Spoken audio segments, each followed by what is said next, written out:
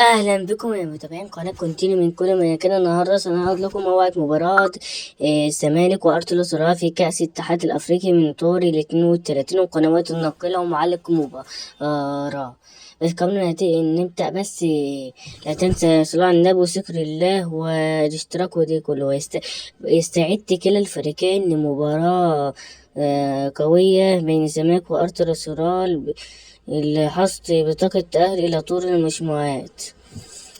يسعى نادي أرتر سولار للفوز لأجل وصولنا طور المجموعات بعد تعويضه عن فقدان الدوري، ويحاول بأقصى جهده أن يفوز. وأيضا يحاول الزمالك بعد موسم صفري. وموعد المباراة 16/9/2024 الساعة 2 مساء بتوقيت المغرب والجزائر وتونس، الساعة 3 مساء بتوقيت ليبيا والسودان، الساعة 4 مساء بتوقيت مصر الصفر والسعودية والعراق والكويت والأردن واليمن، الساعة 5 مساء بتوقيت سلطنة عمان والإمارات.